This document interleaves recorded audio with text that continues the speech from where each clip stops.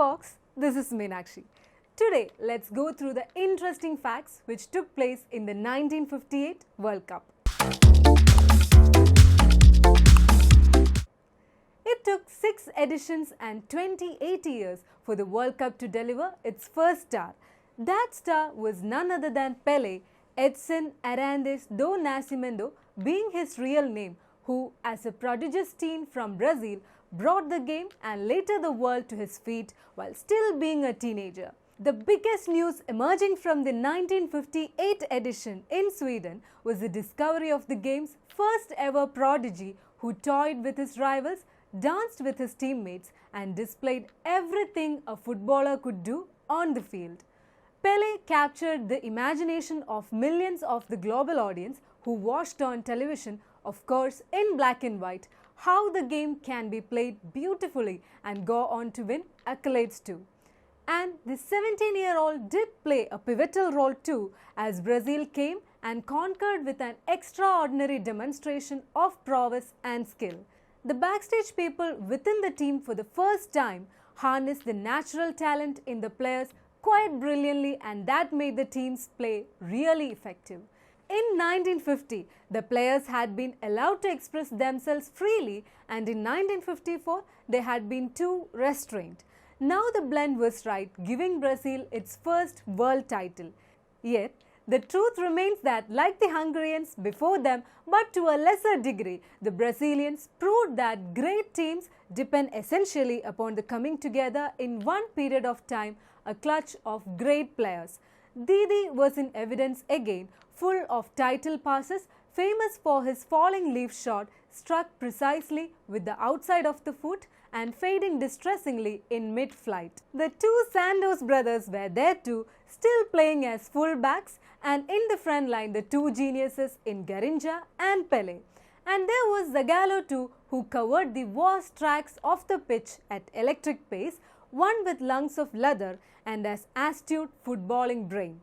Of course, the components were there, and what the world waited to see was whether they could be put together.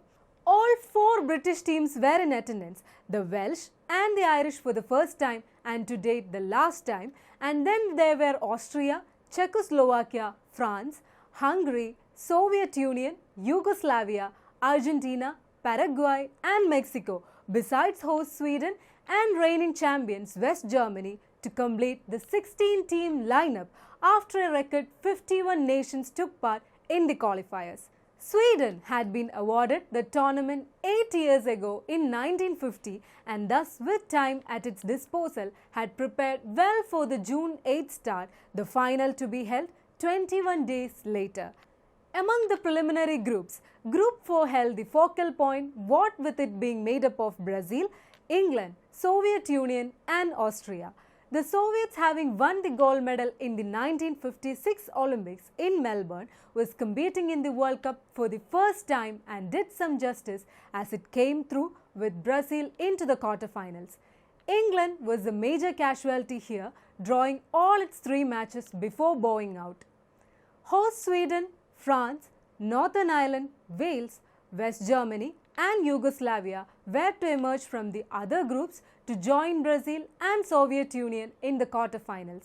France, though not much was thought about it by anyone, still proved to be a revelation thanks mainly to its organizational skill and the scoring prowess of its star forward. The French had it easy against Northern Ireland, winning 4-0, while Sweden put a check to the progress of the Soviets in the first 2 quarterfinals before Brazil and West Germany joined the party with solitary goal wins against Wales and Yugoslavia. This pitted the Brazilians against the French in the semi-finals and the Swedes against the West Germans.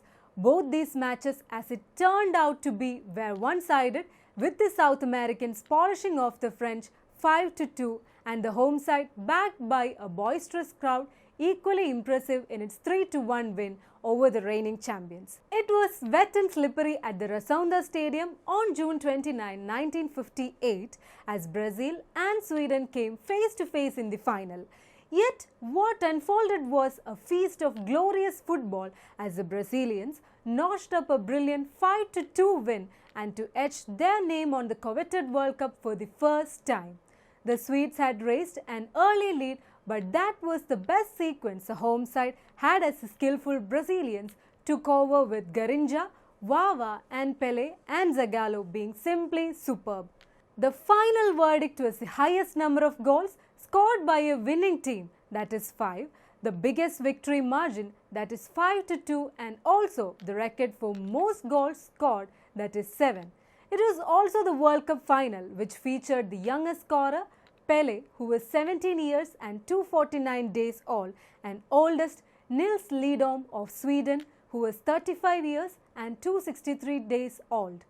Pelé also becoming the youngest to return home with the World Cup trophy on debut. The crowd, though left dazed by the overwhelming supremacy displayed by the Brazilians, still applauded as the winning team did 2 laps of honor, first with their own flag and then with that of Sweden.